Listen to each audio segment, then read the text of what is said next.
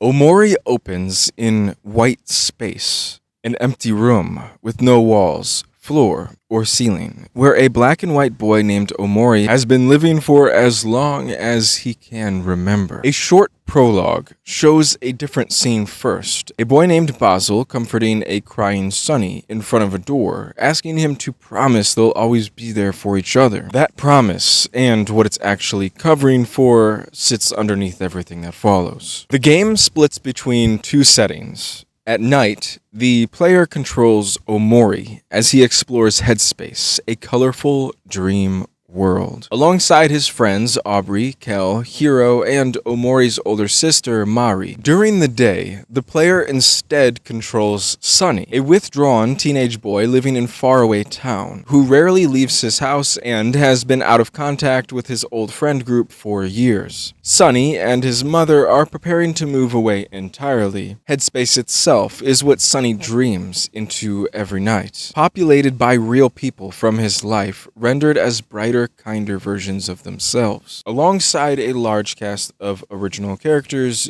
unique to the dream. The Headspace section of the game opens with Omori and his friends, Basil included, flipping through a photo album belonging to Basil, full of pictures documenting their shared history. During a scuffle between Kel and Aubrey, the album is damaged and a disturbing photo falls loose. Basil panics at the sight of it, and Omori is yanked back to white space, where he stabs himself and wakes up as Sunny in the middle of the night. When Omori later returns to Headspace and reunites with his friends, Basil is nowhere to be found, and the party sets out to search for him across the dream world. In the waking world, 3 days before the move, Kel knocks on Sunny's door, hoping to reconnect one last time. The player can choose to send Sunny back to bed and continue in isolation, which locks the game into what's officially called the Hikikomori, or answer the door and start the Sunny route instead. Answering leads Sunny and Kel out into Faraway town, where they find Aubrey, now running with a rougher crowd she calls the Hooligans, bullying Basil. The once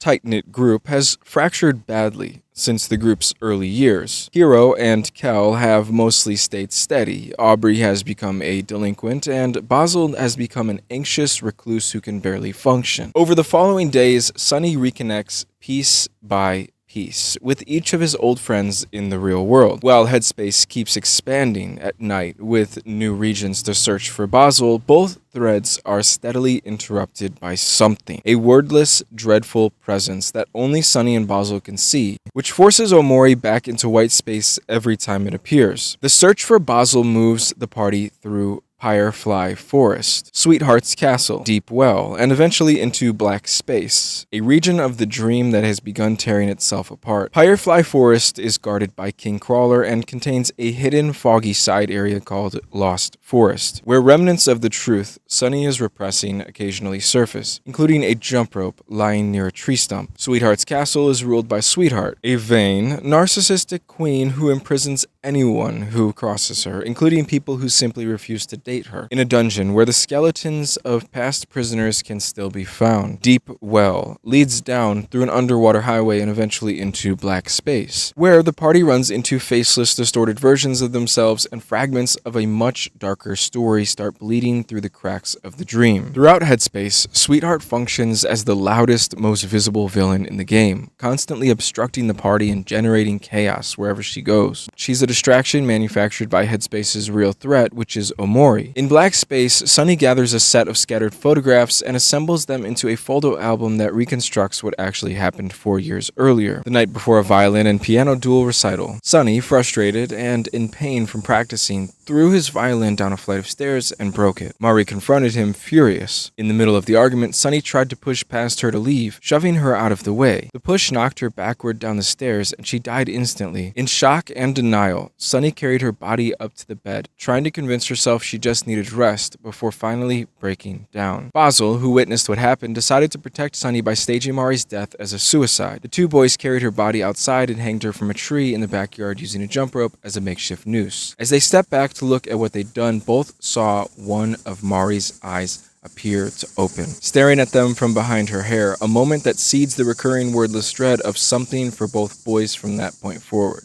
Everyone else in their lives, including their friend group and Mari's own family, believed she had killed herself, and the resulting grief and guilt tore the once close-knit group apart. After piecing the truth together, Sunny wakes up and is given a choice: go back on Basil, who is home alone processing the same truth, or go back to sleep. If Sunny goes to Basil's house, he finds Basil on the verge of suicide and physically intervenes to stop him. The two fight, and Sunny is stabbed in the eye during the struggle before both boys collapse and are taken to the hospital. Recovering in the hospital, Sunny is confronted by Omori for one final unwinnable battle staged inside his own memories, using attacks built from Sunny's own fears that have no real counter. If the player chooses to keep fighting and eventually loses, Sunny reaches the game's good ending. He plays through the violin and piano duet he and Mari never got to finish. Memories both good and bad flashing past as he plays, and Omori embraces him and disappears. Sunny wakes in his hospital bed, finally able to grieve Mari honestly, and the game ends with him preparing to tell his surviving friends the truth. If the player has taken care to water Basil's flowers 3 separate times earlier in Headspace, an additional scene plays, after the credits showing Sunny and Basil looking at each other,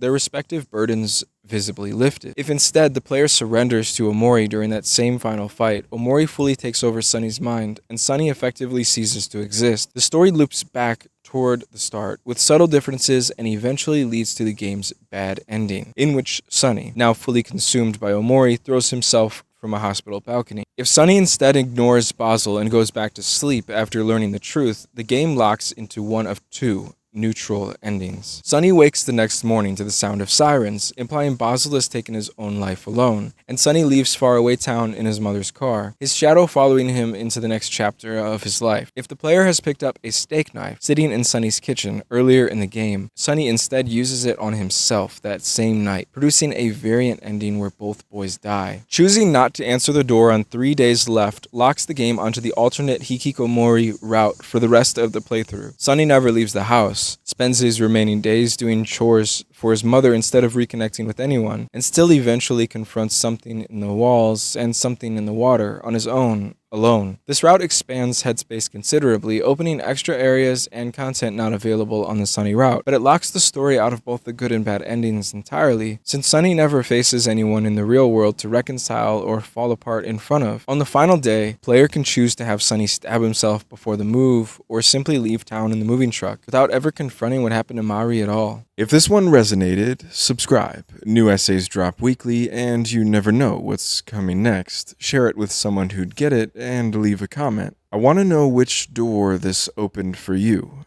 Mystery Compendium, the archive is always open.